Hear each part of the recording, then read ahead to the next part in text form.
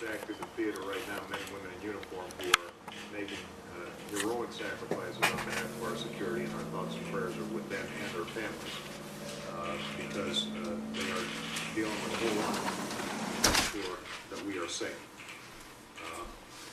We have focused this conversation, though, on something that is at the core of our effectiveness as a military. I told all these people that one of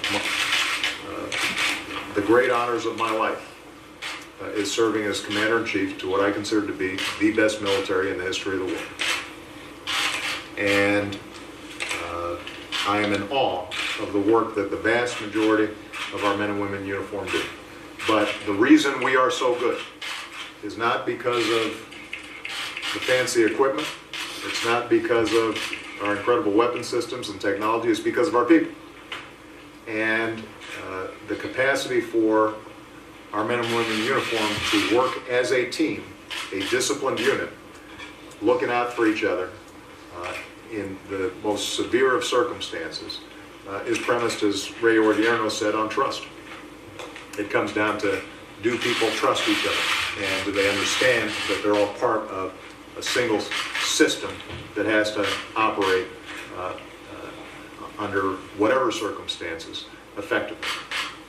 The issue of sexual assault in our armed forces undermines that trust.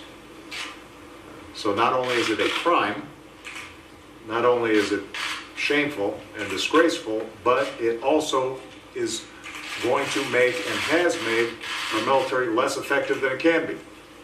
And as such, it is dangerous to our national security. So this is not a sideshow. This is not sort of a second order problem that we're experiencing. This is goes to the heart and the core of who we are and how effective we're going to be.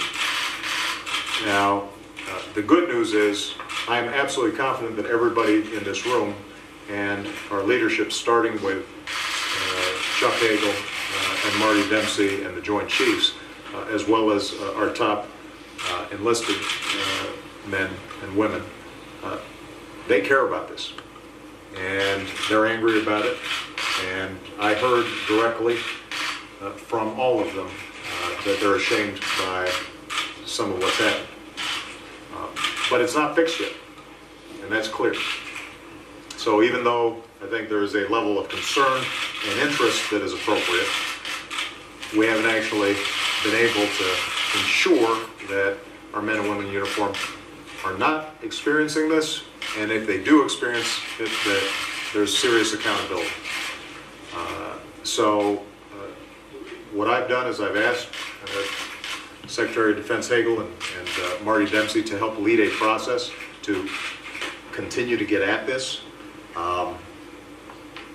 That starts with accountability, and that means at every level, and that includes accountability not just for enforcing the law, but also training our personnel effectively, putting our best people on this challenge. I think Secretary of the Army McHugh made a very good point, which is I'm not sure we've incentivized some of our top people to understand this is as core to our mission as anything else, and we've got to reward them, not think of this as a sideline for anything else that they do, but incentivize ambitious folks in the ranks to make sure that they understand this is important. So that's part of accountability. Empowering victims. We've got to create an environment in which victims feel that they're comfortable coming forward and they know people have their backs, and that they will work through this process in a way that keeps the focus on justice and making right what's been wrong, as opposed to suddenly they're on trial. It may weaken their position. It may compromise their ability to advance. That's going to be important. They've got to know that they should have no fear of retaliation, no fear of stigma, no damage to their careers, and certainly no protection for criminals. Third thing is justice for the victims. When victims do come forward, they deserve justice. Perpetrators have to experience consequences. And I'm pleased that Secretary Hagel has proposed reforms that would restrict the ability of commanders to overturn convictions after trial. Those reforms have my full support. There are a range of ideas that are being proposed on Capitol Hill, and I know that Chuck and Marty are both engaged with those members of Congress, but what I've said to them is I want to leave no one stone unturned. And I want us to explore every good idea that's out there in order to fix this problem. And I'm pleased to say that Secretary Hagel is not only consulting with Congress, but is also looking at militaries around the world, the Canadians or the Israelis or others that may have designed systems that get at this, to see if there are any lessons learned in terms of best practices. And Vice President Biden, who has been a champion for around issues of domestic violence for 20 years or more, he made an important point, which is that we've got to make sure that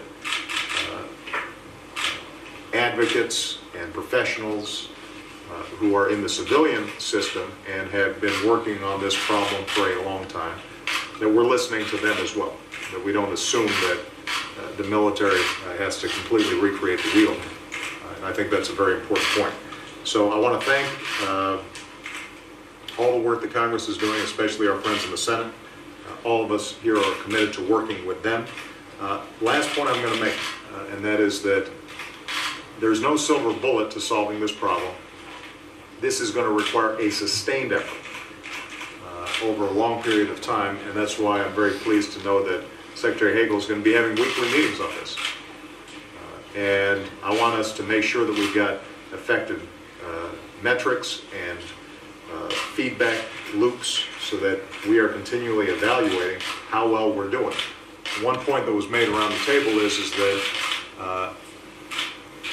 a sign that we're actually getting at this problem may initially be increased reporting rather than less reporting. We may see more reporting of incidents, in part because even outside of our military, traditionally, these problems of sexual assault are vastly underreported. And so over the next several months and years, if I start seeing data that shows that in fact we are seeing more reports, that may actually indicate to me that people are becoming more confident about moving forward. On the other hand, I then want those trend lines to start going down, because that indicates that we're also starting to fix the problem and we've highlighted it. And people who are engaging in despicable behavior, they get fully punished for it. So again, I want to emphasize, everybody in this room has heard from me directly.